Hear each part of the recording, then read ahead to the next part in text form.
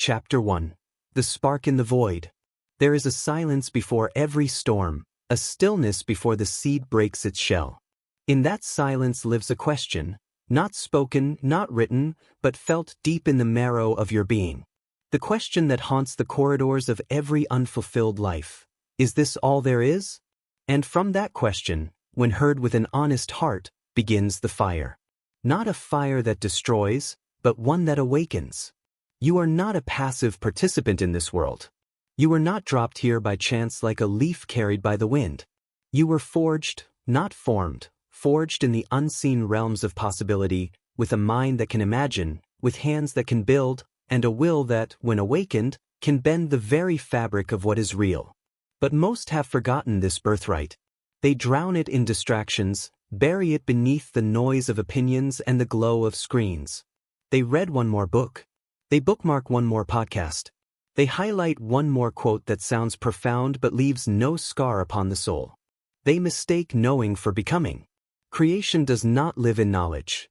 It lives in the moment you stop studying the stars and start building the rocket. Think of Edison, a man who failed over 10,000 times before illuminating the world. He did not wait for certainty. He created it. He did not read endlessly about light. He summoned it. While others debated theories in salons, Edison wrestled with the darkness itself until it relented. You don't need more information. You need ignition. The law of creation does not bend to those who hesitate. It yields to those who act, with trembling hands if they must, but act nonetheless. Action is the ritual of the Creator. Thought is the blueprint, but action is the hammer, the chisel, the flame. If belief is the spark, then action is the combustion. And if you wish to awaken that engine, you must first learn to listen not to the world, but to the thrum of potential that lives beneath your doubt. It has a voice, but unmistakable. It speaks in moments of stillness, when your phone dies, when the noise clears, when your soul speaks uninterrupted. That voice does not whisper affirmations. It demands becoming.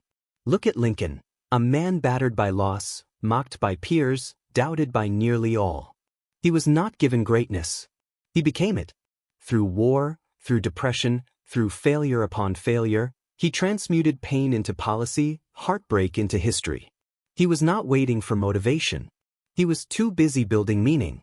And now the same call is before you. The world will not change for you. It never has. But it will respond to you. It will bend its rules for those bold enough to write their own. The soil does not care who plants the seed. But the one who does, the one who plants, who waters, who waits, is the one who will one day harvest. You must stop reading, not forever, but long enough to realize that the wisdom you seek is already pressing against the cage of your ribcage, begging for release through movement. You know enough. You have enough. Now is not the time to gather more. Now is the time to build from what already burns within you. Carnegie built steel empires not because he was the smartest in the room, but because he refused to sit in the room at all. He moved. He acted. He owned the idea of creation.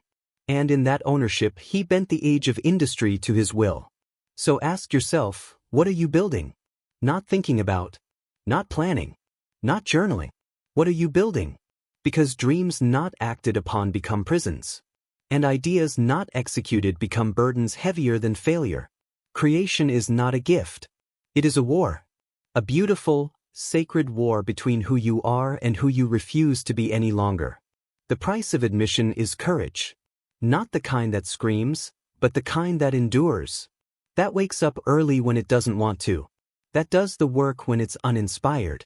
That chooses forward when everything inside you begs for retreat.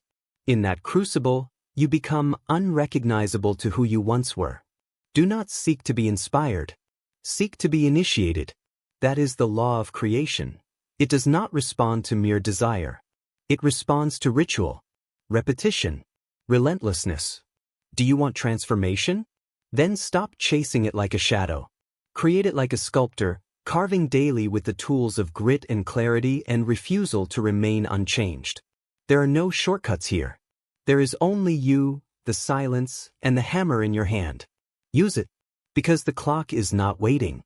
The breath you just took is one you will never take again. And time, though patient, is never merciful. Let this be the day the spark is no longer a flicker but a roar. Let this be the hour you stop browsing greatness and start forging it. Creation is not about being ready. It's about being willing. And if you're still listening, if you're still breathing, if there's a voice inside you screaming more, then the law of creation is already alive in you. But remember this, you were not born to consume. You were born to create. So, create. Chapter 2. Mindset, the battlefield of becoming. There is a war, silent and unseen, fought not with weapons but with thoughts. A war that rages behind the eyes of every man and woman who ever dared to dream beyond what they were handed. This war begins and ends in the mind, that sacred forge where all that is real begins. It is here, in this battlefield of becoming, where the seeds of greatness are either nurtured or destroyed, not by others, but by the silent assassins of fear, doubt, laziness, and distraction. Most people will never step into this war willingly. They live like spectators to their own potential, sitting in the cheap seats of comfort, watching their own lives pass by like strangers on a train, wondering why nothing changes while doing nothing different. They speak of dreams, of goals, of the life they could have had, if only the circumstances were right. But mindset doesn't wait for perfect conditions. It creates conditions. It does not ask for permission. It asserts its will upon the moment. You see, the truth most run from, the truth buried beneath excuses and disguised behind every failed attempt, is this: your mind is either your servant or your master. And whichever role you allow it to play will determine the entire course of your life. Let's not pretend that the world is easy. It's not. Let's not romanticize effort like it guarantees success. It doesn't. The world is raw. It is indifferent. It is brutal at times. But it is respondent. It mirrors not your wishes, but your standards. And those standards are written, day after day, by the architecture of your mindset. Do you think Henry Ford waited until someone handed him a blueprint for the Model T? He reimagined the impossible until it became obvious. While others doubted the viability of cars replacing horses, Ford was consumed by a different reality, one that existed only in the theater of his mind until he forced it into the world through sheer mental persistence. His factory wasn't just a production line. It was a manifestation of relentless thinking channeled into precise doing. That is the mindset of the creator. It doesn't need approval. It needs a decision. But here's what most don't want to admit. You will never rise higher than your dominant thoughts. You can read every strategy, listen to every successful story, surround yourself with inspiration, but if the conversation in your own head is still rooted in hesitation, insecurity, comparison, and self-sabotage, you will find a way to sabotage your progress every single time. That's not fate. That's mental inertia. So what is mindset truly? It's not positive thinking. It's not pretending things are better than they are. It's the discipline of focus, the ability to direct your energy where it serves you, not where it drains you. It is the command to stare at the chaos and say, "This may be hard, but it is mine to face." It is owning your reality, the pain, the failures, the doubts, not as obstacles, but as the raw materials of transformation. Walt Disney was told his ideas were too imaginative. He was fired from a newspaper for lacking creativity. Imagine that. The man who would later birth an empire of wonder and fantasy was deemed unqualified to write. But he believed in a world that did not yet exist, not because someone handed him a vision, but because his mindset was obsessed with building one. That is the blueprint of every creator. Not those who wait to feel confident, but those who choose conviction when doubt is loudest. And let me be very clear, you will be tested. If you step onto this path, you will face inner warfare. You will encounter days where everything inside of you screams to quit. The mind will offer every shortcut, every distraction, every justification to return to what is familiar. That's not weakness. That's biology. But here's where most people lose. They interpret discomfort as a sign to stop. In reality, it is the gateway to a stronger mind. You do not grow by avoiding pressure. You grow by standing inside of it and breathing anyway. The world you want does not exist yet. It must be born inside your mind before it ever touches your hands. You must see what others don't. You must think at a level that intimidates mediocrity. And that requires vigilance, a ruthless commitment to guarding your inner space from doubt, from toxic influence, from the slow decay of complacency. Mindset is not built in comfort. It is built in conflict. It is built every time you wake up early when you don't feel like it.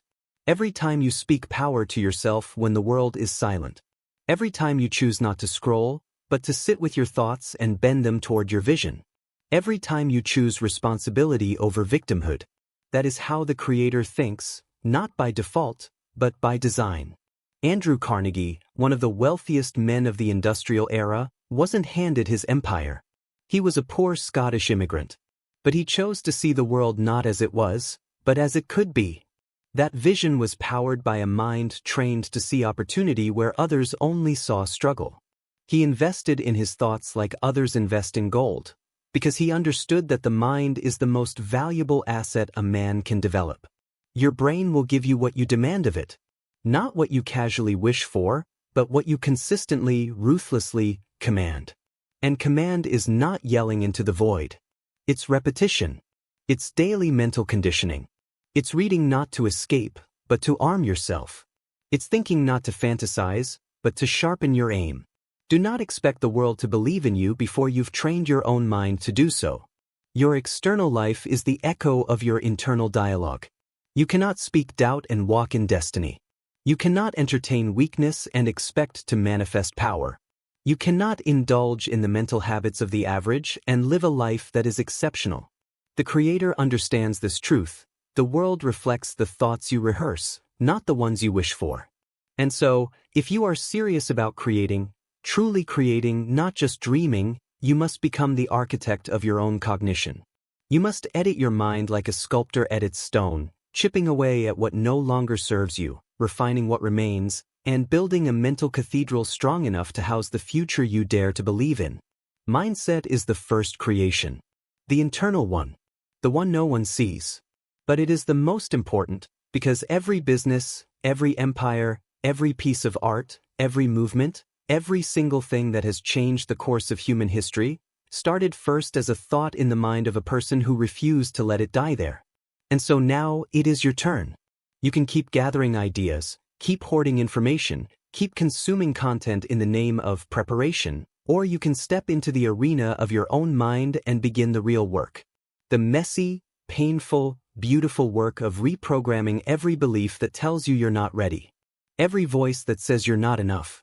Every lie that keeps you small. Because once your mind is trained, truly trained, there is nothing external that can stop you. Not failure. Not rejection. Not scarcity. Not time. The battlefield is not out there. It never was. It is and has always been in here. Chapter 3. Belief, the unseen engine of all creation. Belief is not a soft whisper of hope. It is not the casual thought that things might improve one day. It is not the vague wish for something better to happen eventually, maybe, hopefully, if the stars align. Belief is the hidden engine behind every revolution, every invention, every empire built by human hands. It is the first domino in the chain of creation. It is the unseen force that separates those who try from those who transform. Without belief, even the greatest plans are nothing more than empty architecture, blueprints drawn in sand. But with belief, even the smallest action becomes the seed of something irreversible. And yet belief is often misunderstood. It's been watered down by empty motivation and hollow mantras. People confuse belief with illusion, with mindless optimism, with pretending everything will be fine while doing nothing to ensure it. Real belief is not blind. It's not naive. It does not ignore difficulty. Real belief absorbs difficulty and chooses to act anyway. It sees the terrain clearly, the failures, the doubts, the risk, and declares with full awareness, I will build anyway. Take a moment and look back through the lens of history. Every monumental shift in human progress began with someone who believed in something that didn't yet exist. The Wright brothers stared at the sky and saw possibility where others only saw gravity. They were bicycle mechanics with no formal education in aerodynamics.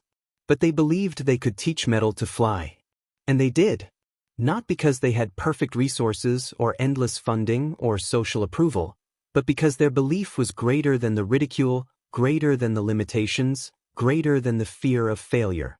Belief is not about evidence. It's about conviction that becomes evidence through action.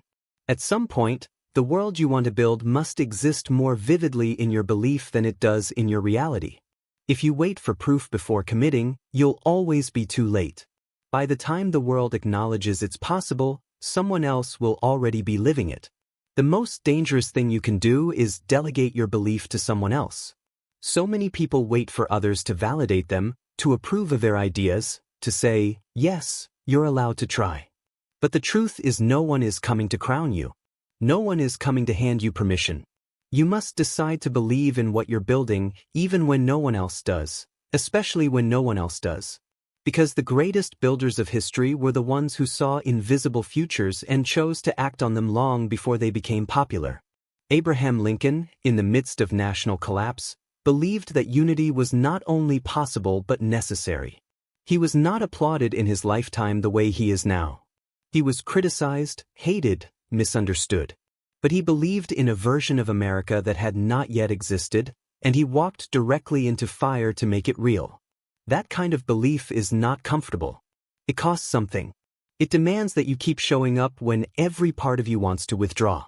It requires that you plant your flag in an unseen reality and refuse to retreat, even when the ground beneath you shakes. Your belief must become more real to you than your current circumstances. If you continue to measure your life based on what is visible, you will never tap into the power of creation. Everything you see around you, every object, every structure, every system, once lived only in someone's mind. That's the secret the average person never fully digests. This entire world is built by belief turned into action. So if you look at your current reality and feel trapped, understand this. You are not a prisoner of the world, you are a prisoner of your current level of belief. You cannot outperform the belief system you live inside of. That is not just psychology, it's law. If you believe you are meant to play small, you will find 1,000 reasons to remain invisible. If you believe you're unworthy of abundance, you will subconsciously sabotage any opportunity to receive it. If you believe that your past defines you, then your future will look exactly like your yesterday. But if you change what you believe, you change what you do. And when you change what you do, you start to change everything. Look at Elon Musk. A man who believed, while the rest of the world laughed, that humans could colonize Mars. That electric cars could become mainstream. That the old way of doing things wasn't permanent, just inherited. His belief was so unshakable, so outrageous, that it triggered either worship or ridicule. That's the price of belief. It will make people uncomfortable, even angry, because it forces them to confront their own stagnation. It reminds them of what they gave up on. But if you fear judgment more than you desire transformation, you will never create anything of real consequence. You need to ask yourself a serious question, not a theoretical one, not a motivational one, but a raw and honest one. What do I truly believe is possible for my life? Not what sounds good. Not what you tell people. What do you actually believe, in the deepest part of your being, is the ceiling of your potential? And once you face that answer, you must confront another truth. You are already building a life based on that belief. If you want to shift your reality, you must first shift your identity. And identity is built on belief. Not what you want to be, but what you think you are. If you believe you are average, you will move like an average person. If you believe you are capable of building greatness, you will start moving differently, even before you see results. That shift doesn't wait for outcomes. It produces outcomes. You cannot fake belief. Your actions will always expose what you truly think about yourself. You can post inspiring quotes. You can surround yourself with successful people. You can visualize and meditate and journal. But at the end of the day, if you don't believe at your core that you are the kind of person who does what must be done, no amount of surface-level strategy will carry you across the finish line. True belief is not static. It must be nourished. It must be tested. You must protect it like fire in a storm. The world will constantly throw water on your flame. It will distract you, discourage you, mock you. And if your belief is shallow, it will flicker and die. But if it's deep, rooted not in external validation but in internal certainty, it will become unstoppable. When you step fully into belief, you stop negotiating with your potential. You stop explaining yourself. You stop apologizing for wanting more. You stop chasing things halfway. You become dangerous, not in a reckless way, but in the sense that you are no longer easily swayed. You become focused, relentless. And in that mental state, you begin to operate differently. You start to attract things that align with your frequency. Not because of magic, but because your decisions change. Your energy changes. Your focus sharpens. You start to build momentum, and that momentum confirms your belief. It becomes a loop. The more you believe, the more you do. The more you do, the more you believe. And eventually, the world catches up to what you already knew. That is how creation happens. Not in bursts of inspiration, but in the quiet, consistent unfolding of belief into behavior. Chapter 4. Clarity, the discipline of knowing where you're going. Clarity is the great separator. It's the line that divides movement from progress, energy from direction, noise from purpose. Without clarity, even the most relentless effort becomes scattered, unfocused, and exhausting. You can hustle endlessly, you can pour your time and energy into task after task, goal after goal, but if you're not moving in alignment with something precise, something intended, then you are just running in circles, dressed in productivity but headed nowhere that matters. Most people confuse motion for achievement. They stay busy to avoid the harder question: why am I doing this at all? They move fast because slowing down would force them to confront the absence of direction in their lives. But clarity is not a luxury. It's not something you figure out later. It is the foundation, the starting point, the lens through which all actions are filtered. Without it, you're building without a blueprint, shooting without a target, hoping the pieces fall into place through sheer effort. But effort without aim is wasted energy. It is fire without focus. It burns, but it doesn't forge. Clarity is not about having every step figured out. It's about knowing what matters. It's about being ruthlessly honest about where you want to go and what you're willing to do to get there. It's about eliminating everything that doesn't serve the vision, even when those things are comfortable, even when they once made sense. Clarity is violent in that way. It cuts through sentimentality. It doesn't care about what's easy, or what's popular, or what keeps others comfortable. It demands you define what you stand for, what you're chasing, and what you refuse to tolerate any longer. The tragedy is that most people don't lack talent or discipline or even ambition. They lack clarity. They have not taken the time, or more accurately, they've avoided the discomfort required to decide with absolute conviction what their life is about. They set goals based on what impresses others. They chase careers, bodies, relationships, dreams, not because they're authentic to them, but because they're familiar, acceptable, Instagrammable. And then they wonder why, despite all their effort, they feel empty when they arrive. You need to understand something. Clarity doesn't come from the world. It comes despite the world. If you wait for the world to tell you who you are, it will hand you a watered-down version of yourself, molded by algorithm, peer pressure, culture, and convenience. Real clarity comes when you strip all of that away and sit face to face with the unfiltered truth of your own desires. And the truth is often inconvenient. It doesn't care if it fits your current life. It doesn't wait until it's affordable. It doesn't apologize for being big or different or disruptive. But if you ignore that truth, if you silence that inner signal because it makes you uncomfortable, you will end up building a life that looks impressive but feels hollow. Walt Disney had clarity. Before there was a single brick laid in Disneyland, he saw it in his mind with terrifying precision. He walked through an empty plot of land and described exactly where each ride would be, how people would move, what the experience would feel like. That wasn't magic. That was clarity. It was the result of years obsessing over the exact experience he wanted to bring to life, not just an amusement park, but a world that inspired imagination at every turn. His clarity gave him the ability to endure bankruptcies, lawsuits, critics, and ridicule. Because when you know where you're going, temporary chaos doesn't shake you, it sharpens you. And that's the power most never unlock. When you have clarity, your life becomes incredibly simple. Not easier, simple. Simplicity is the result of decision. When you've decided what matters, everything that doesn't becomes noise. You don't need to chase every opportunity. You don't need to say yes to every invitation. You don't need to win every argument. You protect your energy not because you're tired, but because you know what your energy is for. You don't compete for attention, because you're too busy building something. So ask yourself, what are you building? And don't just give the easy answer. What are you really building with your time, your focus, your habits, your decisions? What is all this movement leading to? What does success actually mean to you, not in theory, but in practice? Because until you define it clearly, someone else will define it for you. You must get uncomfortably specific. You must name your future. You must describe it in detail, in language so sharp it cuts through the fog of uncertainty. Your vision cannot be vague. You cannot say, I want to be successful, and expect the universe to know what that means. You cannot say, I want to be healthy, and assume that's enough. What does success look like to you in real terms? What does it feel like to wake up in that reality? What are you wearing? Where do you live? Who do you work with? What kind of impact are you making? What kind of rituals shape your day? What do you say no to without hesitation?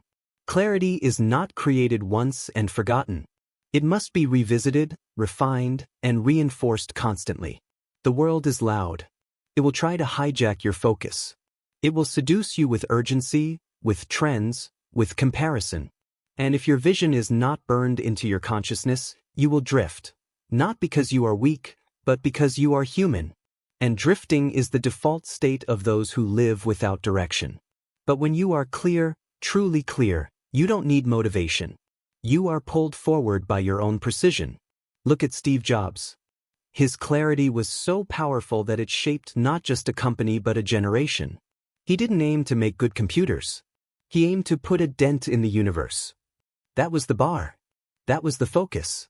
Every decision, every product, every pixel was filtered through that lens. That is what clarity makes possible. It turns your life into a system where every part exists to serve the whole. And when you operate from that place, you move with a power that confuses those still trying to please everyone. If you want to create, if you want to manifest something that didn't exist before you touched it, you must stop living reactively. You must become surgical with your attention. You must look at everything in your life, your schedule, your relationships, your habits, your mindset, and ask, does this support the future I'm committed to, or does it distract from it? And if it distracts, it must be cut. No matter how familiar, no matter how much it used to matter. That's what clarity demands. Precision, brutality, honesty. So do not mistake movement for meaning. Do not confuse noise for direction. Do not let effort become a substitute for strategy. The most powerful creators are not the busiest. They are the clearest. And that clarity becomes their compass through chaos. The law of creation does not reward vague intentions. It rewards relentless focus. So name your future. Describe it in ruthless detail. Let it become the lighthouse that guides every choice, every risk, every sacrifice. Clarity is not just knowing what you want. It's knowing what you'll no longer accept. And when that decision is made, not hoped for, not fantasized about, but made, then everything begins to align. Not by accident, but by design. Chapter 5. Vision, building what the eyes cannot yet see. Vision is not just seeing with the eyes, it is seeing with the soul. It is not a picture of what exists, it is a blueprint for what must exist, despite the fact that the world has not caught up to it yet. Vision is the highest form of imagination made practical. It is the mind daring to construct what reality has not yet provided, and the will stepping forward to make it real. Vision is the difference between a builder and a worker, between a creator and a follower, between someone who responds to life and someone who reshapes it. Without vision, you may succeed by accident. But with vision, you succeed by intention. Every great transformation in history began not with a plan, but with a vision, something vivid, stubborn, and unapologetically unreasonable. Martin Luther King Jr. didn't organize marches and change laws because he had a 10-point strategy. He moved the world because he carried a vision so compelling that it outshouted fear and hatred. That vision burned through history like fire through dry grass, not because it was guaranteed, but because it was necessary. And that's what real vision is, a necessity that refuses to be ignored. In your own life, you must ask yourself what kind of world you are building. Not what you want in vague terms, but what you are truly constructing, one thought, one habit, one decision at a time. Because whether you realize it or not, you are always building something. The question is what? Most people are building default lives, unconscious lives, replicas of the lives around them. They're not building with vision, they're building with imitation. They follow templates. They copy what seems safe. They adapt to what's convenient. And the tragedy is not that they fail, it's that they never had a clear target to aim for in the first place. Vision does not live in imitation. It is born in silence, in solitude, in the moments when you dare to think about what truly matters. It is crafted by people who are tired of walking paths that were not made for them. It is shaped by dissatisfaction, not the kind that leads to complaining, but the kind that fuels creation. Vision grows inside those who are willing to step outside of trends, outside of approval, outside of inherited expectations, and say, I will not live a life I do not believe in. Walt Disney envisioned a world that didn't exist. He saw more than theme parks. He saw immersive storytelling, worlds that wrapped around people like dreams made physical. He believed in his vision so completely that he was willing to be misunderstood, bankrupted, ridiculed. And yet, decades after his death, that vision still echoes in every corner of the world he imagined. That's the power of vision. It outlives the visionary. You must have the courage to see what others cannot yet see and the discipline to pursue it before anyone else believes it's possible. That is the burden of the visionary, to walk alone for a while, to hold on to something invisible while others stare at you with confusion or doubt. But those who do this, those who persist, become the architects of futures that others will one day inhabit. Vision is not daydreaming. It is demanding. It asks everything of you. It asks you to act with intention when you're surrounded by distraction. It asks you to endure seasons of invisibility while you're building foundations no one else can see. It asks you to say no to many good things so you can say yes to the right things. Vision is not for the impatient. It is not for those looking for quick wins. It is for the ones willing to play the long game. Those who understand that legacy is built in silence before it is celebrated in public. You must become someone who wakes up each day not just with a to-do list, but with a mission. A mission rooted in something greater than comfort, greater than applause, greater than the dopamine loop of short-term success. Visionaries build slow. They build deep. They are not seduced by the urgency of the world around them. They are grounded in the urgency of the world within them. And that is the only urgency that matters. You don't need 100 ideas. You need one vision, clear, defined, alive inside you. A vision that shapes your goals, filters your decisions, dictates your environment, and directs your evolution. That's what Tesla had. That's what Jobs had. That's what Disney had. That's what you must have, not because you're trying to copy them, but because you have something uniquely yours to offer, and if you do not act on it, the world will remain incomplete. Don't confuse ambition with vision. Ambition is about wanting more. Vision is about knowing what you want and why it matters. It has roots. It has reason. It has responsibility. Comes with weight, with sacrifice. You cannot carry a real vision and still live like everyone else. You will lose people. You will be misunderstood. You will have to walk away from distractions that once defined you.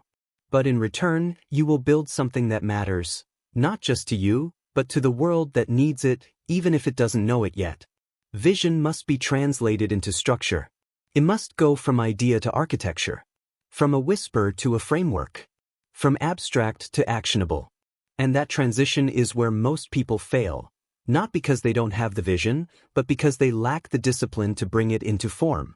This is where the visionary becomes the builder, where dreaming is replaced by doing, where clarity becomes strategy, and strategy becomes steps. You cannot wait for vision to turn into motivation. You must turn your vision into motion, daily, relentless motion. You must embody the future before it arrives. Speak as if it's already unfolding. Think like the person who has already built it. Behave in alignment with what you're creating, not what you're escaping. Because vision without embodiment is just fantasy. But vision practiced daily, in sweat and silence, becomes inevitable. And when it does, when your vision begins to take shape, when the invisible becomes tangible, you will know a feeling that most never touch, the knowing that you built something that didn't exist before you believed in it. That is the true reward of vision. Not applause. Not recognition. But the moment when reality bows to your decision and says, you were right to believe.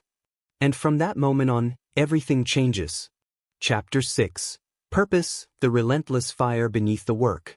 Purpose is not a motivational slogan. It is not a hashtag, a temporary wave of inspiration, or a clever phrase printed on a coffee mug. Purpose is the fire that burns beneath everything that matters. It is the force that keeps you moving when results haven't shown up yet, when motivation dries up, when your body is tired and your mind is full of reasons to quit. Purpose is not soft. It is violent in its demand for consistency. It doesn't ask if you're in the mood. It commands you to move forward because the work must be done. The people who build legacies, who create movements, who endure through storms that break ordinary men, they don't do it because they're always inspired. They do it because they are anchored in something deeper than mood. They are rooted in why. And not the shallow kind of why that sounds good in conversation. Not the kind of purpose that's written once and forgotten. I'm talking about a conviction that reaches into your identity, something that makes quitting impossible, not because you're afraid to fail, but because the work is too important to walk away from. When you operate with real purpose, your goals change shape. They're no longer about validation, applause, or competition. They become assignments. And once something becomes an assignment, something that must be fulfilled, that only you can do in the way that you're meant to do it, then every excuse shrinks in comparison. Your time, your energy, your attention, they become sacred tools, not things to be wasted. You stop negotiating with your potential. You stop chasing quick wins. You start thinking generationally, systemically, structurally. Because purpose elevates your perspective. It pulls you out of the shallow games of ego and into the deep waters of contribution. Look at someone like Nelson Mandela. A man who spent 27 years in prison and came out not broken, not bitter, but clearer in his purpose than ever before. That is not human by accident. That is what happens when you are so committed to something greater than yourself that even bars and time and suffering cannot kill the fire. That is what purpose does. It makes you unkillable. Not physically. Mentally. Spiritually. It gives you a reason to keep showing up when no one is watching, when the world forgets your name, when your results look like failure. Purpose gives meaning to struggle. It makes suffering tolerable. And more than that, it makes it worth it. You need to understand something. Purpose isn't found. It's decided. Too many people waste their lives waiting for some magical moment when their purpose will reveal itself, as if it's hiding behind a curtain waiting to be discovered. That's a myth. Purpose is forged. It's built through trial, error, action, and reflection. You begin by moving, by doing the work in front of you with integrity, by learning what drives you and what drains you, by paying attention to the moments that make you feel alive and not just entertained. And from those fragments, you construct purpose, not once, but over time, with intention and courage. And here's the truth. The earlier you tie your identity to something larger than comfort or achievement, the faster your life begins to align with power. Because when your work is no longer just about you, when it becomes about your family, your legacy, your community, your future generations, then your threshold for pain increases. Your tolerance for delay strengthens. You stop quitting because things got hard, because hard becomes part of the process. Pain becomes data, not a dead end. And discipline becomes your friend, not your prison. People talk about burnout as if the cure is to stop working. But that's not always true. Burnout doesn't come just from doing too much. It often comes from doing too little of what matters.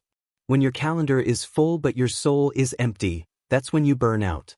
But when your life is aligned with purpose, even if it's hard, even if it's chaotic, you are fueled by something deeper than adrenaline.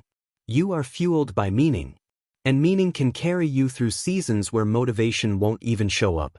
Henry David Thoreau once wrote, "The mass of men lead lives of quiet desperation." That quote has been repeated so often it's lost its bite. But let's look at it honestly. Most people don't hate their lives because they're painful. They hate them because they're pointless. They wake up, they go through the motions, they earn, they consume, they scroll, they sleep. But there's no thread of meaning tying it all together. No fire. No reason why. They chase pleasure because purpose is absent. And pleasure, when not rooted in something real, becomes numbing, addictive, hollow. You don't need more pleasure. You need more purpose. You need to wake up and know that your life has weight, that it matters, that the things you touch today echo into tomorrow. This doesn't mean you need to save the world. It means you need to care about something. It means you need to stop hiding behind, "I don't know what my purpose is," and start choosing something worth sacrificing for. Start by asking, who suffers if I don't do what I'm meant to do? Not in an abstract sense. Specifically, who loses if you continue to play small? What future disappears if you never build what only you can build? Purpose expands when you see its impact. And impact only comes when you move. Let's be clear, purpose doesn't remove pain. It gives pain a place to go. It channels suffering into meaning. It turns chaos into story. It makes the dirt worth digging through. And when you operate from purpose, the way you speak changes. The way you walk changes. The people you surround yourself with change. You no longer tolerate the things that drain you, distract you, or dilute your presence. Because you're not available for things that don't serve the mission.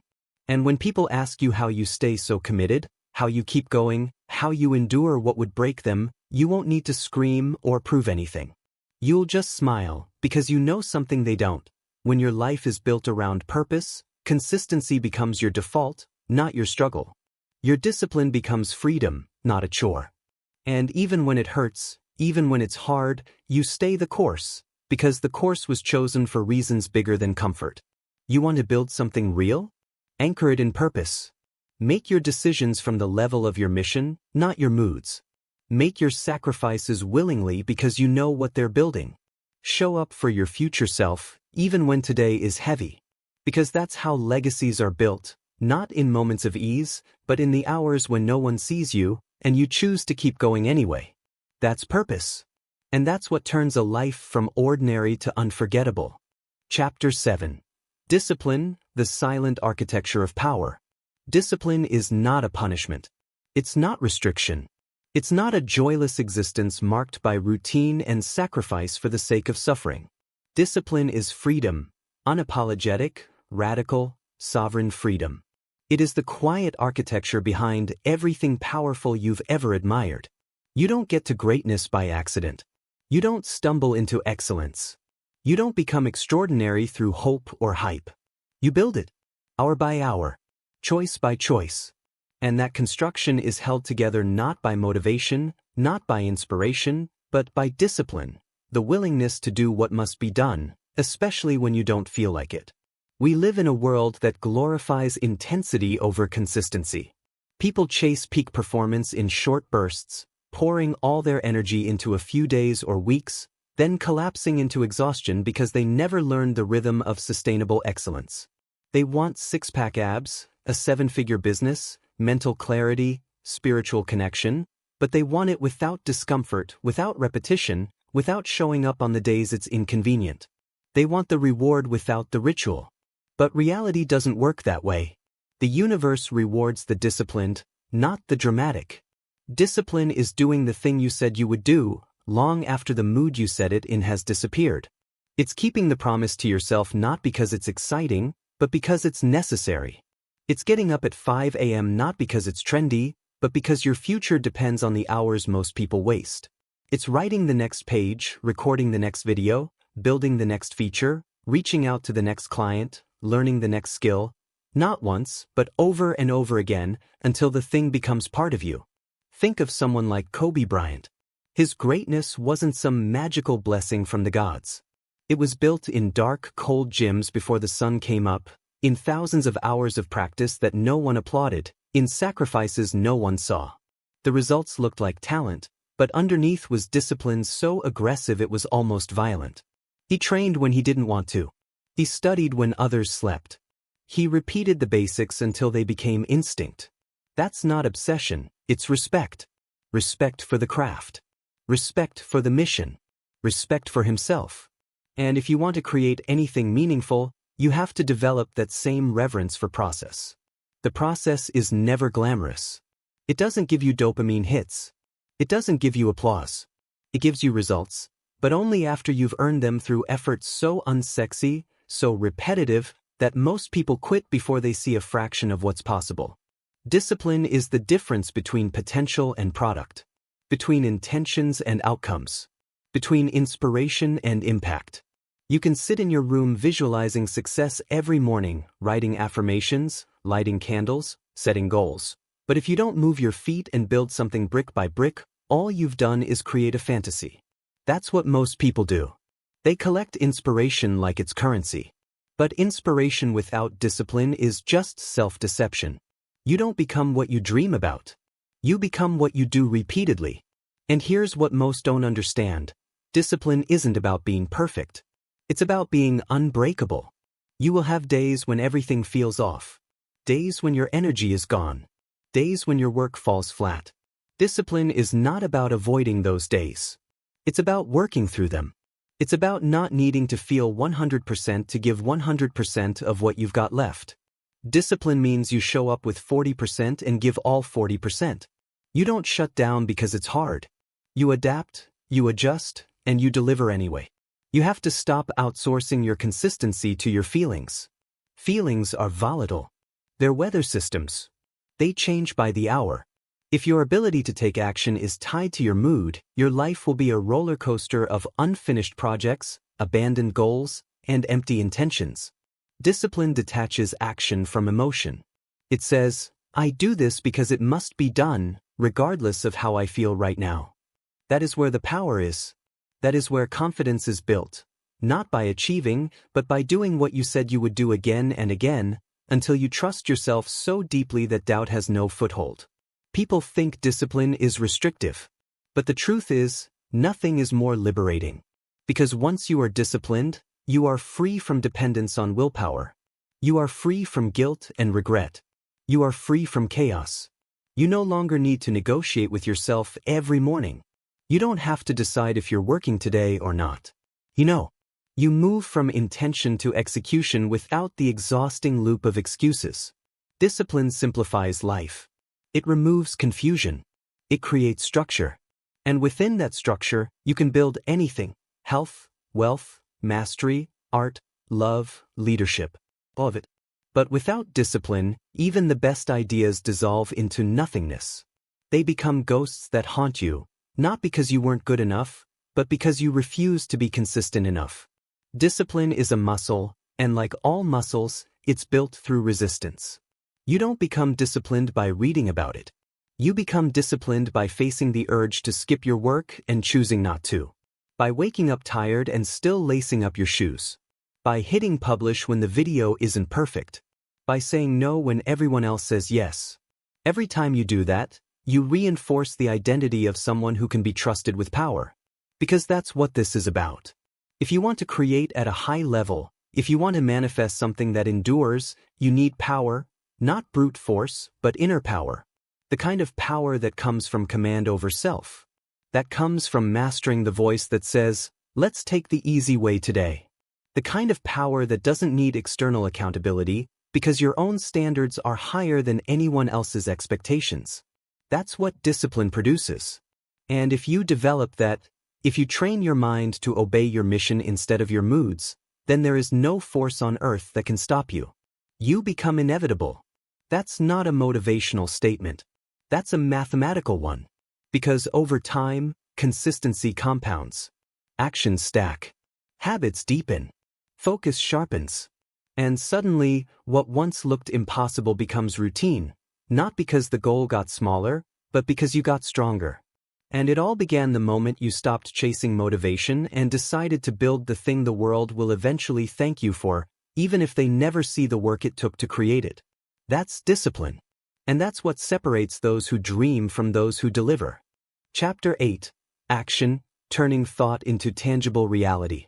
There comes a point where thinking must end, where planning, strategizing, researching, organizing, preparing, all of it must give way to something real. Action, movement, implementation. Without action, everything remains a concept. It doesn't matter how vivid the vision is, how strong the belief feels, how clear the goal has become. Until you take deliberate, measurable steps, you are still living inside an illusion. And illusions don't change the world. Actions do. Most people live in the realm of almost.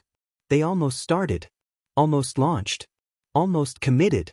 They have notebooks full of potential, calendars filled with intentions, endless mental rehearsals of the life they want to live, the business they want to build, the body they want to create, the relationships they want to nurture, but their hands remain still. Their days remain passive. Their weeks go by with no real progress. And then they wonder why nothing changes. It's not because they don't care. It's because they haven't yet crossed the line between thought and execution. That line is the difference between dreaming and doing, between potential and legacy. Action is the great clarifier. It's where theory is tested and transformed. You can think forever about the best way to start a business, launch a project, write a book, change your health, but until you act, you are building castles in the sky. You don't need more time. You don't need another opinion. You don't need a perfect moment. You need to move now with what you have from where you are. Perfection is the mask that procrastination wears. It disguises fear as preparation. It tricks you into believing that waiting is strategic. But waiting is only useful when it's intentional and time-bound. Otherwise, it becomes your prison. Look at Thomas Edison again, not just as a historical figure, but as an embodiment of action. The man didn't theorize endlessly about electricity. He tested. He tried. He failed. Repeatedly. Thousands of iterations, each one an action that moved the process forward. While others were analyzing, he was executing. And that is why his name is remembered. History doesn't remember those who had the best ideas. It remembers those who brought them into form. And you? You are not lacking in vision. You're not lacking in intelligence or desire. You're likely not even lacking in knowledge. You are lacking in repetition. You are lacking in physical proof. You are lacking in decisions made through movement. And the only way to close that gap is to stop asking what the perfect next step is and start taking the next available one. You don't need to know the entire staircase to take the first step. That's a principle of momentum. Action is not about having the full picture. It's about trusting the process enough to begin. And once you begin, the next step reveals itself. And then the next. Action is self-generating. It creates the very clarity that thinking alone cannot provide. It exposes what works and what doesn't. It builds confidence, not by eliminating fear, but by proving to yourself that you can function in the face of it. Fear doesn't go away through analysis. It dissolves through exposure. You act in spite of the fear, and with each repetition, its grip weakens. You take one uncomfortable step, then another. And in doing so, you expand your capacity. That's how growth actually happens, not by reading more books, not by sitting with your journal, but by putting your skin in the game, risking your comfort, letting the world respond to your movement.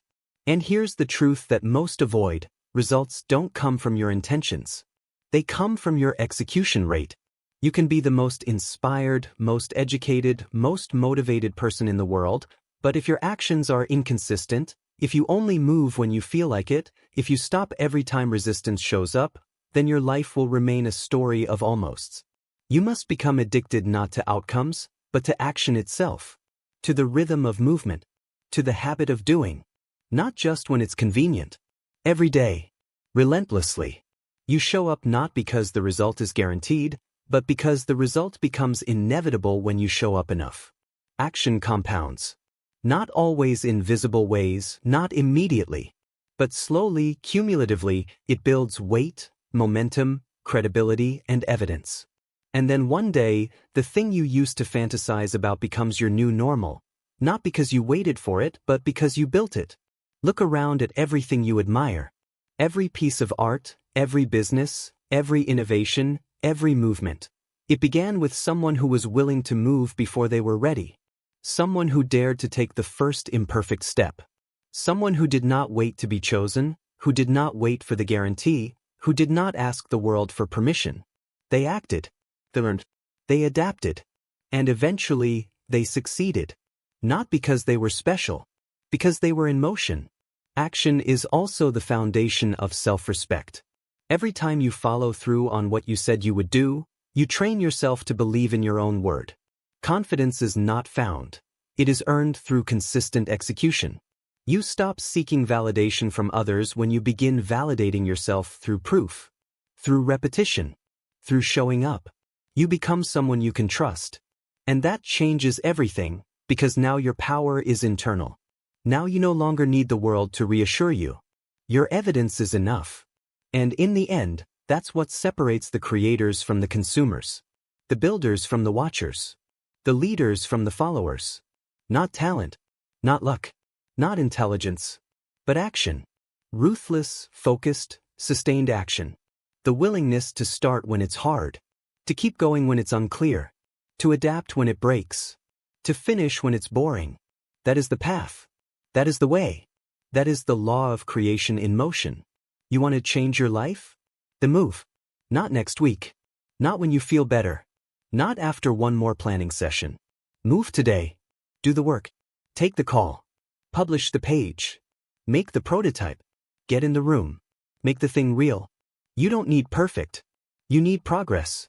You don't need more time. You need more urgency. Because while you wait, someone else is acting. While you hesitate, someone else is building. And the only way to catch up, or to lead, is to start. Not tomorrow. Chapter 9. Gratitude, the power that grounds and elevates. Gratitude is not about pretending everything is fine. It's not about ignoring your hunger, your ambition, your pain, or your drive to do more. Gratitude is not a spiritual bypass or a feel-good buzzword to be thrown around in self-help conversations. It's a discipline, a way of seeing, of choosing to see, that becomes essential when you are building something real in a world that constantly tries to make you feel like it's not enough. Gratitude doesn't soften your edge, it sharpens your focus. Because when you stop to appreciate what already exists, you stop chasing from a place of lack. And when you stop chasing from lack, your creation stops being about proving something and starts being about building something from strength. There is this myth in high-performance culture that gratitude and ambition are somehow opposites, that to be grateful is to become complacent, that if you're truly thankful, you won't want more. But nothing could be further from the truth. Gratitude is not the enemy of ambition, it's the fuel that makes ambition sustainable. It grounds your drive in reality, not ego. It reminds you of how far you've come, even as you stretch toward what's ahead. And without that grounding, the pursuit of success becomes hollow, because you're constantly moving the goalpost without stopping to realize that once, not long ago, the life you're living today was the exact thing you were praying for. Gratitude forces presence. It pulls your focus back to what's working, what's true, what's here. Because the mind, if left untrained, will always drift toward deficiency. It will highlight what's missing, what's broken, what's next. That's the survival brain doing its job, scanning for danger, preparing for risk. But you're not just a survival machine. You are a creator. And creators do not thrive in fear. They thrive in clarity, and clarity demands the ability to see what's already real and recognize the good inside the grind. There's nothing soft about gratitude. It takes strength to pause and see the gift inside the struggle. It takes strength to look at your problems, not as punishments, but as puzzles that are shaping you into something sharper, wiser, more resilient. It takes strength to acknowledge your small wins when your big goals are still far away. But that strength is what builds longevity. Because when your entire sense of fulfillment is delayed until you hit the end goal, you become a slave to the result. And the problem with that is the result is always moving. You don't need to wait until everything is perfect to practice gratitude. In fact, that's the entire point. Gratitude is most powerful when circumstances are not ideal. When things are messy. When momentum is slow. When self-doubt creeps in and nothing around you looks like success yet. Because that is the moment where gratitude becomes a weapon. It's the choice to say, even now, especially now, I will find something in this moment that grounds me. That reminds me I'm alive. That proves I'm still in the game. And when you live that way, when you make gratitude a practice, not just a reaction, you start to move differently. Your energy changes. People feel it. You become calmer, but not slower. Hungrier, but not desperate. Fierce, but not frenzied. That calm, rooted power is rare, and it comes from people who have made peace with the process, who are building not just for success, but from a place of enoughness. Not because they've stopped striving, but because they understand that real power doesn't come from needing more. It comes from doing more with what you already have. Think of someone like Viktor Frankl, locked in a concentration camp, starved, tortured, stripped of everything, and still, he chose to find meaning. Not later, not after it was over, but right in the middle of hell. He wrote that the last of human freedoms is the ability to choose your attitude in any given circumstance. That is gratitude in its most elemental form. Not a reaction to comfort, but a stance in the face of chaos. That kind of gratitude is unbreakable, because it cannot be taken from you. It lives inside you. You can have that kind of gratitude right now. Not because your life is perfect, but because it's yours. Because you're in it. Because you're awake. Because you're still here with the ability to change it. And if you can be grateful for that, for breath, for time, for the capacity to choose, then every step forward becomes less about chasing a fantasy and more about fulfilling a responsibility. And here's what gratitude does that few people talk about. It teaches you to see more. The more you practice it, the more you realize how much you were blind to before. Opportunities, relationships, insights, they were always there, but your mind was too busy chasing what was missing to recognize them. Gratitude reprograms your perception. It turns the noise down on scarcity and tunes you into abundance. It sharpens your ability to extract value from every experience, even the painful ones. And that ability, to mine wisdom from suffering, is one of the defining traits of people who build legacies, not just careers. Gratitude isn't passive. It doesn't mean you stop wanting more, or stop pushing for growth. It means you push with perspective. You pursue not because you're empty, but because you're full. And that shift, operating from fullness rather than hunger, completely transforms the energy of everything you do. You stop comparing. You stop rushing. You stop trying to prove your worth, and start expressing it through what you create. The work becomes better. The pressure doesn't disappear, but it becomes lighter. Because now it's not about chasing approval. It's about honoring what you've already been given and multiplying it through creation. If you cannot be grateful for what you have, you will never be satisfied with what you get. That's not a quote. That's a law. The finish line you're aiming for will not give you the feeling you think it will, unless you learn to access that feeling now. And gratitude is the access point. It's the portal through which satisfaction, presence, and true power enter the room. So start here. Before you press harder. Before you try to fix everything. Before you add more to your plate. Look around. Look within. Find the 3 things you would miss if they were gone.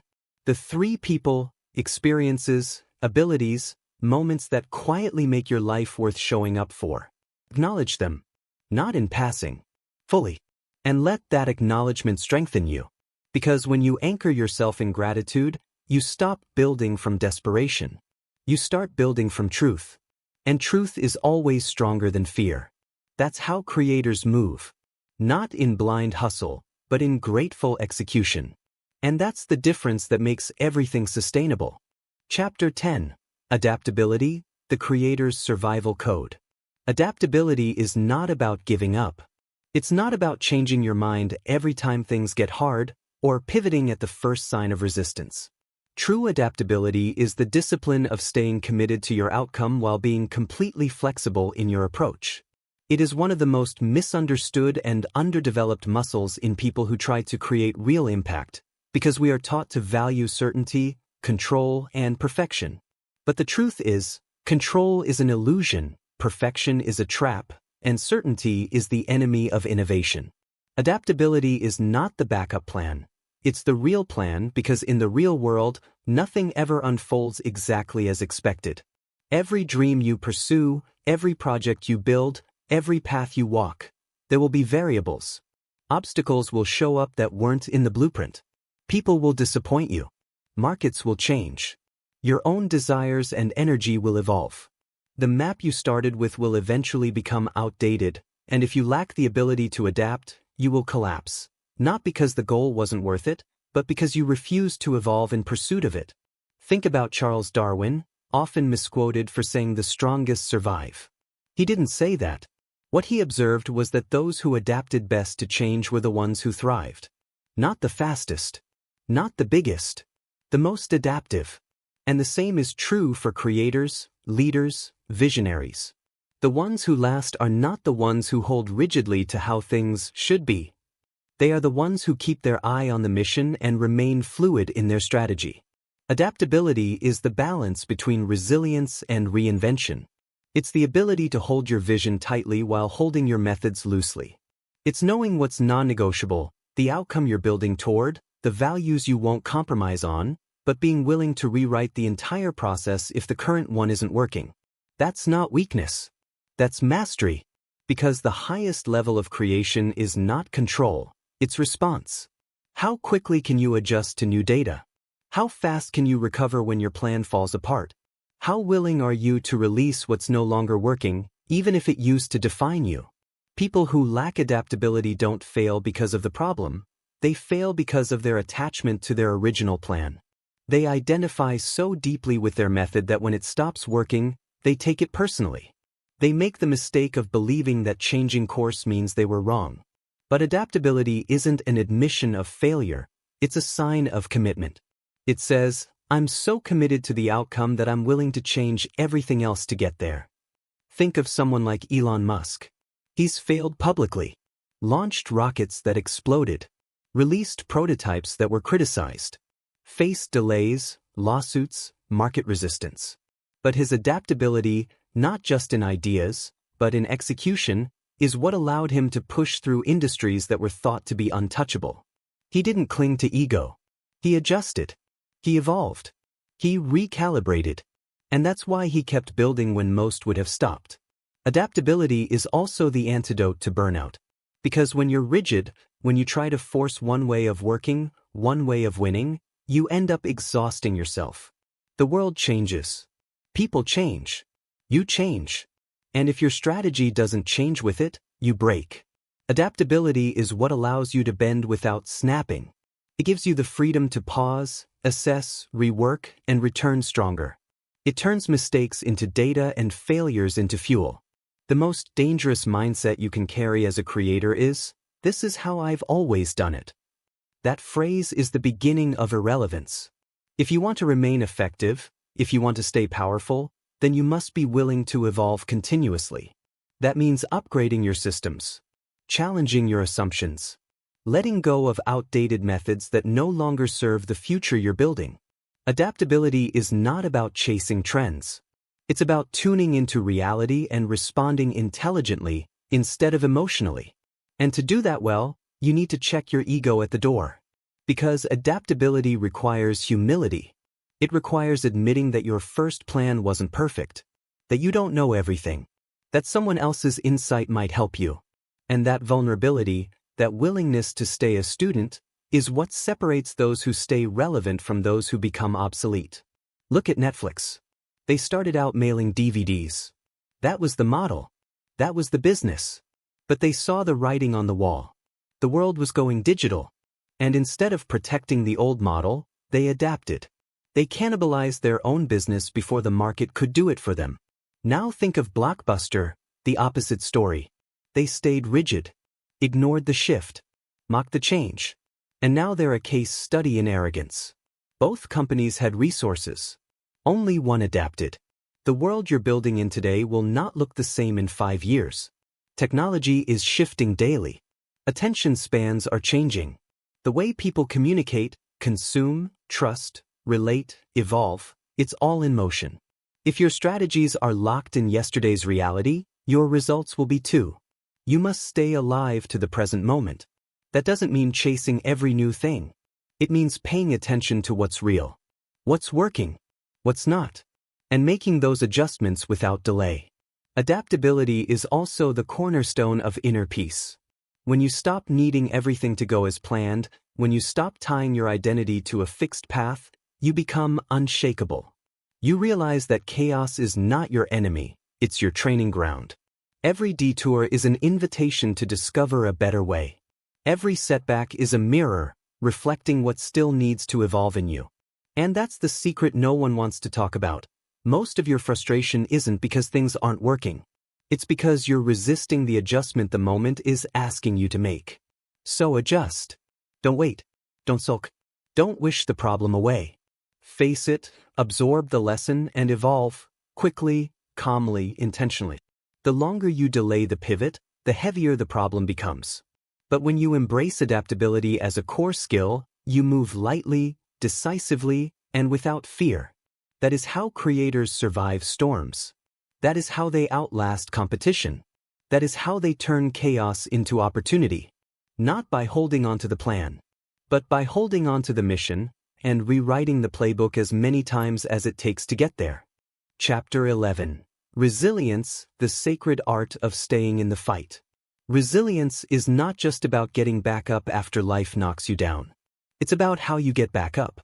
It's about what you choose to carry forward, what you choose to leave behind, and who you become in the process. Resilience is not toughness. It's not about pretending you're unaffected by adversity or refusing to feel pain. It's not the performance of being strong. It's the internal decision to endure, to transform, and to continue building, not in spite of the weight you carry, but because you've learned to forge strength through it. Resilience is less about the visible comeback and more about the invisible choice to not collapse when everything inside you is breaking.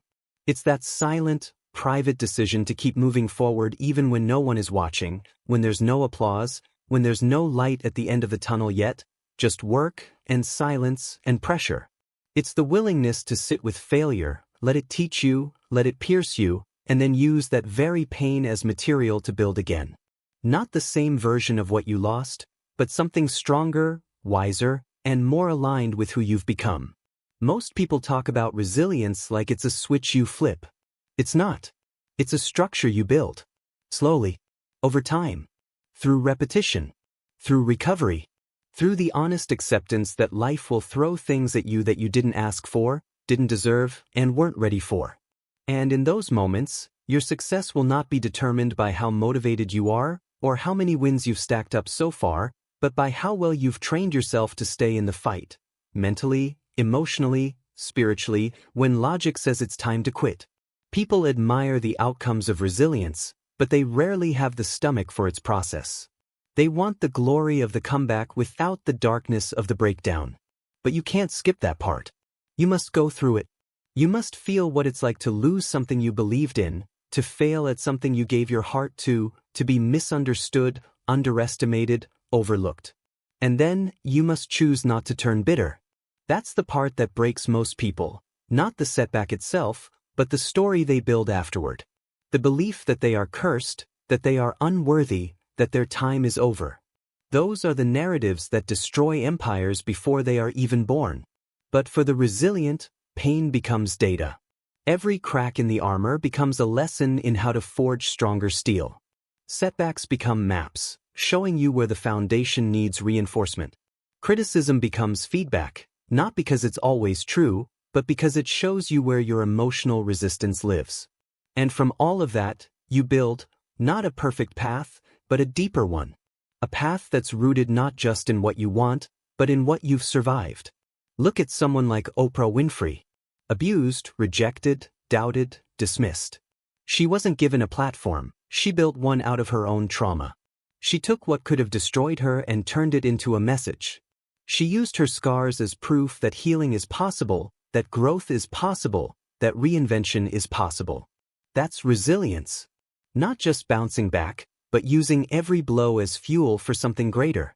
Because that's what this game is really about, not avoiding the fall, but learning how to land, how to recover, how to realign and go again with more wisdom than before. The creator's path is not linear. It's not clean. It is messy and erratic and painful and beautiful, And resilience is what allows you to stay in it long enough to finish the work you were put here to do. There will be moments, many moments, where it feels like nothing is working, where the effort is disproportionate to the reward, where your ideas get rejected, where your bank account runs low, where the people you thought would support you go silent. These are the proving grounds. Not because you need to prove yourself to the world, but because you need to prove to yourself that your commitment isn't conditional. That you're not in this just for the wins, the likes, the applause, but for the truth of what you're creating. Resilience is what makes that truth non-negotiable. It's what allows you to say, I will keep going not because it's easy, not because I'm unbreakable, but because this matters more than my temporary feelings. It's what makes you dangerous in the best possible way, because you become someone the world cannot silence, cannot discourage, cannot manipulate. You become stable, grounded, focused, and most importantly, durable. And here's what's critical to understand. Resilience is not just about bouncing back from the big things. It's about showing up after daily micro-defeats. The missed call, the failed launch, the ignored message, the rough morning, the bad sleep, the self-doubt that comes at 2 a.m. These are the moments that stack up. They erode your confidence in slow, subtle ways, unless you are trained. Unless you know how to speak to yourself with power, with clarity, with resolve. Unless you've practiced the mental discipline of asking, what can I still do? What's still in my control? What's the next right move? Because resilience isn't about pretending everything's fine. It's about moving anyway, even when it's not. It's about not losing your identity just because you lost your footing. It's about knowing that you are not your worst day. You are not your biggest failure. You are not the opinion of the loudest critic. You are the one who keeps showing up even when the room is empty, even when the results are delayed, even when the future feels uncertain. And over time, that kind of resilience becomes your superpower. Not because you never fall, but because you always rise with more resolve. And that resolve makes you rare. It makes you trusted. It makes you undeniable. People don't invest in perfect, they invest in real. In people who are tested. In builders who know what it's like to bleed for their work and still believe in it. That's what resilience gives you, the right to trust yourself when everything else is falling apart. The internal authority to say, I've been through worse, and I'm still here. And when you carry that energy, the world responds differently. Doors open. People listen. Momentum returns. Not all at once, but piece by piece. And suddenly, the things that once felt impossible become inevitable. Because you didn't stop. Because you decided to keep building. Because resilience wasn't just a trait you had, it was the core of who you became. Chapter 12. Mastery, the relentless pursuit of depth in a shallow world. Mastery is not about talent. It is not about being born with some rare gift that others don't possess. Mastery is about obsession. It's about the willingness to go deeper than what is expected, to stay longer than what is comfortable, and to outlast the novelty and excitement that cause most people to quit. In a world that rewards speed, surface-level performance, and constant reinvention, mastery demands the opposite. It demands depth, patience, and an unwavering commitment to refinement. It is not built on moments of brilliance but on years of disciplined repetition. Mastery is earned in silence. We live in a culture that worships hacks and shortcuts. People want faster results, quicker growth, easier paths. But mastery doesn't exist in the fast lane. It's forged in slowness.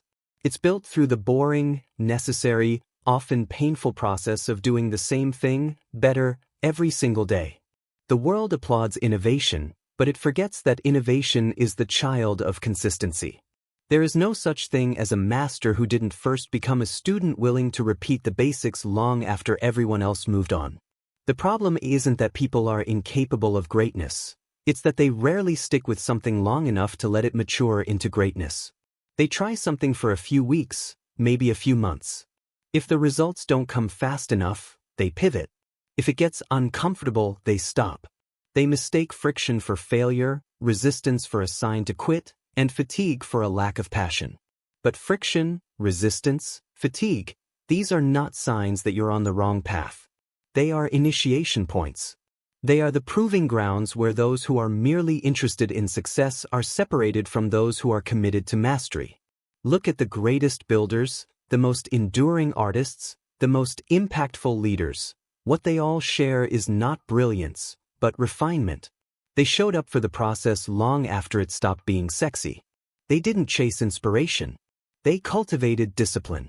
They didn't try to do everything. They chose one thing and poured themselves into it with everything they had. And over time, that immersion created results that no amount of talent could manufacture. Take Leonardo da Vinci, one of the most celebrated polymaths in history. People romanticize his genius, but what they don't talk about is the obsession. The man dissected human corpses in secret just to understand anatomy more intimately for his paintings. He spent years studying the mechanics of a single muscle movement, not because anyone was asking him to, but because he needed to understand. He was not chasing fame. He was chasing depth. He was not creating for applause. He was creating because mastery is its own reward. That's what separates the great from the good. Not public recognition. Private standards. People who operate from a place of internal excellence. They don't rise and fall based on outcomes. They are anchored in the process. They don't compare themselves to others because they are too immersed in refining their own craft. And that's the paradox.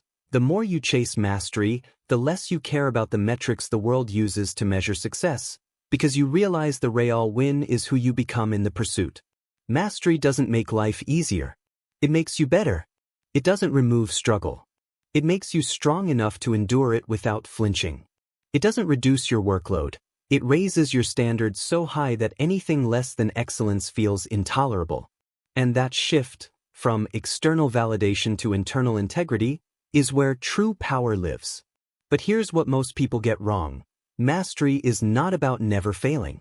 It's about learning faster from failure. It's about taking feedback without ego. It's about looking at your own work, no matter how good it is, and asking yourself how it could be better. That's what Kobe Bryant did after every game. He watched every play, not to celebrate what went right, but to study what went wrong. Even after scoring 40 points, he focused on the missed free throw. That's not self-punishment. That's devotion. That's what it looks like to treat your craft like something sacred. You don't reach mastery by trying to be extraordinary in the big moments. You reach it by being reliable in the small ones. By nailing the fundamentals when no one is watching. By building rituals so refined that excellence becomes inevitable. Because mastery is not a state, it's a system. A way of life. A way of thinking. A refusal to plateau. And perhaps the greatest myth of all is that mastery is about arrival. That one day you reach a level where everything becomes effortless and you've finally made it. But there is no arrival. There is only refinement. The deeper you go, the more you realize how much you still don't know. The better you get, the more aware you become of the next level. And that humility, that recognition that you are never done, is not a weakness. It's a strength. It keeps you hungry. It keeps you sharp. It keeps you honest. Because when you're chasing mastery, your competition is not other people. It's the edge of your own potential. It's the version of yourself you haven't met yet. It's the standard you haven't touched yet. And that pursuit, that relentless pursuit of something just out of reach, is what makes life alive. That's the path that gives you dignity, direction, and depth in a world that is starved for meaning. You want to leave a mark? Then stop chasing visibility and start chasing competence. Stop focusing on what people think and start focusing on what you know.